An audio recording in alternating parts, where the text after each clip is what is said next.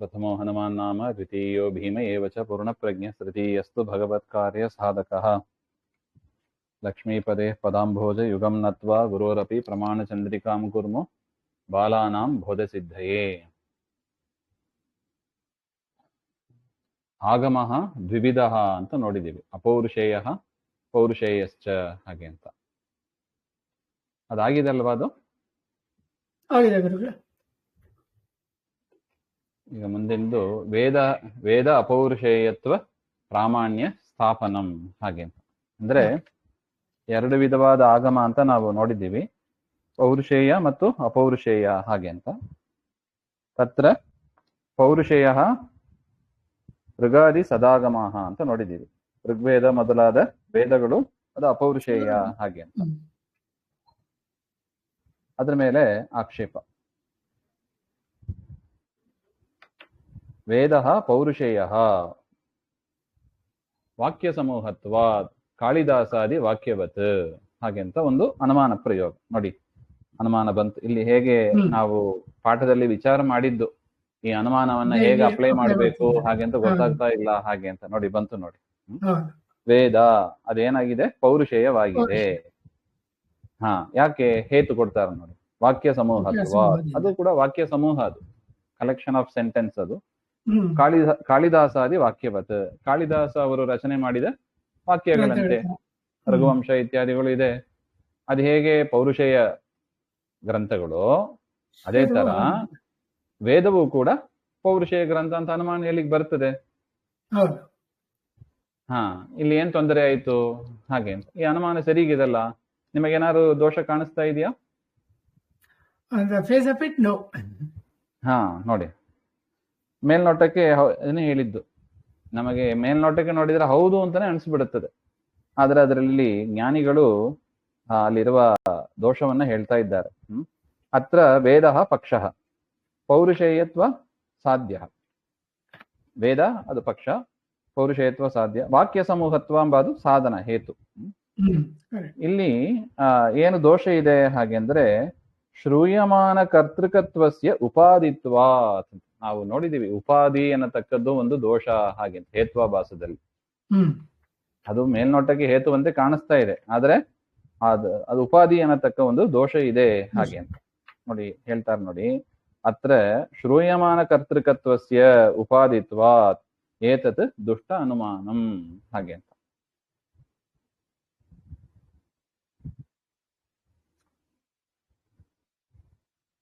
ಈ ಉಪಾಧಿ ಏನು ಅರ್ಥ ಗುರುಗಳೇ? ಶ್ರೂಯಮಾನ ಕರ್ತೃಕತ್ವ ಅಂದ್ರೆ ಅಂದ್ರೆ ಶ್ರೂಯಮಾನ ಕರ್ತೃಕ ಅಂದ್ರೆ ಕರ್ತೃ ಅಂದ್ರೆ ಏನು? ಮಾಡಿದವರು ಅಂತ. ಈಗ ಕರ್ತೃ ಏನಾಗಿರ್ಬೇಕು? ಶ್ರೂಯಮಾನ ಆಗಿರ್ಬೇಕು, ಅಂದ್ರೆ ಗೊತ್ತಿದವರಾಗಿರ್ಬೇಕು. ಈಗ ನೋಡಿ, ರಘುವಂಶವನ್ನ ಕಾಳಿದಾಸ ರಚನೆ ಮಾಡಿದ, ನಾವು ಕೇಳಿರ್ತೀವಿ ಅನೇಕ ಬಾರಿ. ಅದೇ ತರ ವೇದಕ್ಕೆ ಇಂಥವರು ಕರ್ತೃ ಹಾಗೆ ಅಂತ ಏನಾದ್ರು ಕೇಳಿದ್ದೀರಾ ನೀವು?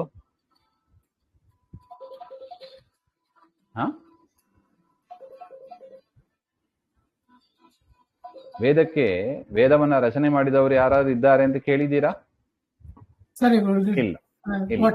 ನೋಡಿ, ನಾನು ವೇದದ ಆಥರ್ ಅಂತ ಯಾರಾದ್ರೂ ಹೇಳ್ಕೊಂಡಿದ್ದಾರಾ? ಯಾರು ಇಲ್ಲ. ಪರಮಾತ್ಮ ಕೂಡ ಹೇಳಿಲ್ಲ. ವೇದೈಶ್ಚ ಸರ್ವೈರ ವೇದ ಪ್ರತಿಪಾದ್ಯ ಅಂತ ಹೇಳ್ಕೊಂಡಿದ್ದಾನೆ ಹೊರತು ವೇದಾಂತ ಕೃತ ಅಂತ ಹೇಳಿದ್ದಾನೆ. ವೇದಾಂತ ಕೃತ ಅಂದ್ರೆ ಬ್ರಹ್ಮಸೂತ್ರವನ್ನ ನಾನು ರಚನೆ ಮಾಡಿದೆ ಅಂತ ಭಗವದ್ಗೀತೆಯಲ್ಲಿ ಹೇಳಿಕೊಂಡಿದ್ದಾನೆ. ವೇದಾಂತ ಕೃತ್ ವೇದವಿದೇವ ಚಾಹಂ, ವೇದಗಳನ್ನ ಚೆನ್ನಾಗಿ ಬಲ್ಲೆ ನಾನು ಅಂತ ಹೇಳ್ಕೊಂಡಿದ್ದಾನೆ. ವೇದ ಉಪದೇಶ ಮಾಡ್ತಾನೆ, ಆದರೆ ವೇದವನ್ನ ರಚನೆ ಮಾಡಿದ ಅಂತ ಪರಮಾತ್ಮ ಎಲ್ಲೂ ಹೇಳ್ಕೊಂಡಿಲ್ಲ.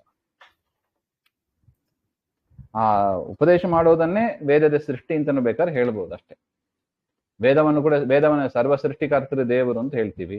ವೇದವನ್ನ ಸೃಷ್ಟಿ ಮಾಡಿದಾನ ಹಾಗೆ ಅಂದ್ರೆ ಹೌದು, ಸೃಷ್ಟಿ ಮಾಡಿದ್ದಾನೆ ಹಾಗೆ ಅಂತ.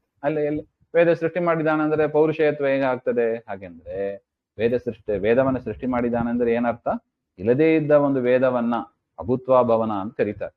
ಮೊದಲು ಇಲ್ಲದೇ ಇದ್ದದನ್ನ ಸೃಷ್ಟಿ ಮಾಡಿದಂಗೆ ಅಲ್ಲ, ಪ್ರತ್ಯಕ್ಷಕ್ಕೆ ತಂದಿದ್ದಷ್ಟೇ. ಇದ್ದದ್ದನ್ನ ಅವನು ಉಪದೇಶ ಮಾಡಿದ ಅಂತ ಅಷ್ಟೇ ಅರ್ಥ.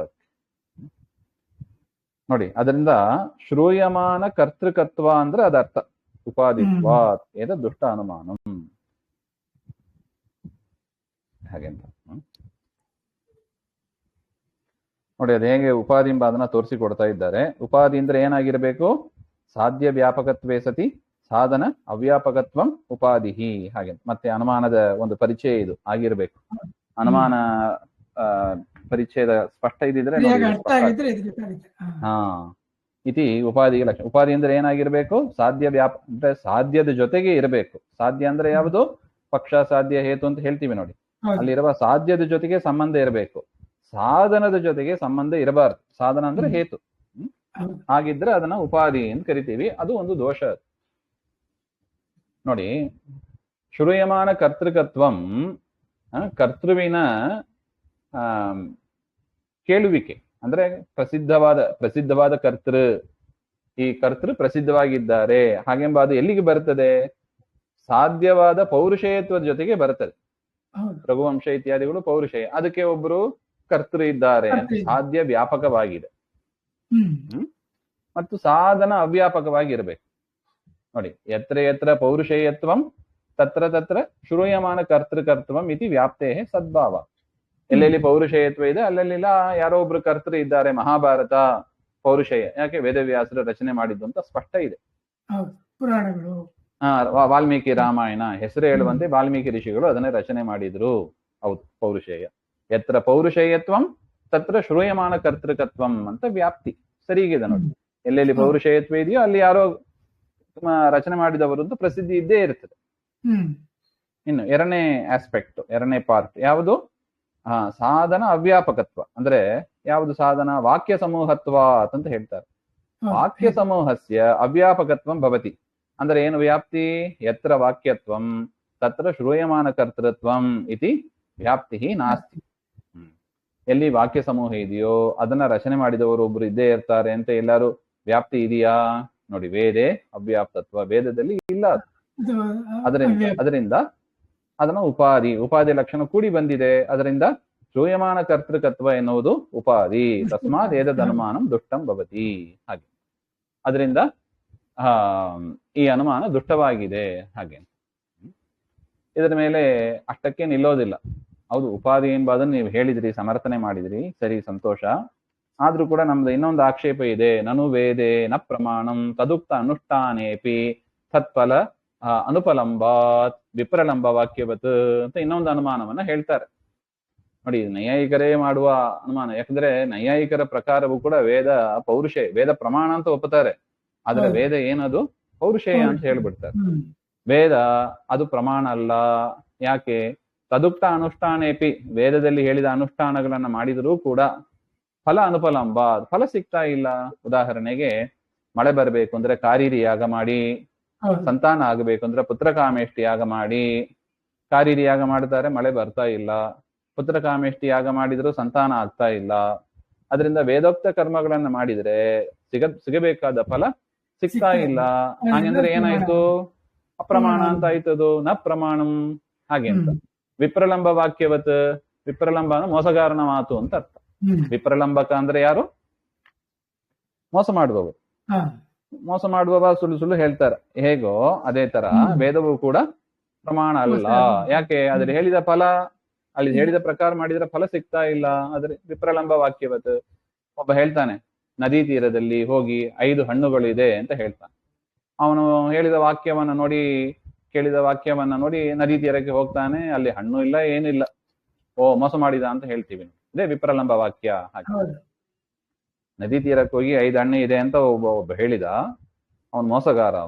ಅವನ ವಾಕ್ಯವನ್ನ ನೋಡ್ಕೊಂಡು, ಪಾಪ ಇವನಿಗೆ ಗೊತ್ತಿಲ್ಲ, ಕೇಳಿದವನಿಗೆ ಹೋಗಿ ನೋಡ್ತಾನೆ. ನದಿ ತೀರಕ್ಕೆ ಹೋದ್ರೆ ಹಣ್ಣು ಇಲ್ಲ, ಏನಿಲ್ಲ. ಓ, ಇವನು ಮೋಸಗಾರ ಅಂತ ಆಗ ಅವನಿಗೆ ಗೊತ್ತಾಯ್ತು. ಅಂತವನನ್ನ ವಿಪ್ರಲಂಬಕ ವಾಕ್ಯ ಅಂತ ಕರಿತೇವೆ. ವಿಪ್ರಲಂಬಕ ವಾಕ್ಯವತ್. ಅದೇ ತರ ವೇದ ಫಲ ಇಲ್ಲ ಹಾಗೆ ಅಂತ ಹೇಳಿದ್ರೆ ಅದಕ್ಕೆ ಇತಿ ಚೇನ್ನ, ಆ ರೀತಿಯಾಗಿ ಹೇಳಿಕ್ ಬರೋದಿಲ್ಲ. ಯಾಕೆ? ವೇದ ಪ್ರಮಾಣಮೇವ ಅಪೌರುಷೇಯ ವಾಕ್ಯತ್ವಾತ್ ವ್ಯತಿರೇಕೇನ ಉನ್ಮತ್ತ ವಾಕ್ಯವತಿ ಇತಿ ಯುಕ್ತಿ ವಿರುದ್ಧತ್ವಾತ್ ಅಂತ ಅದನ್ನ ಹೇಳ್ತಾ ಇದ್ದಾರೆ. ಅದನ್ನ ಮತ್ತೆ ನೋಡೋಣ. ಶ್ರೀಮದ್ ಶ್ರೀ ಹರಿ.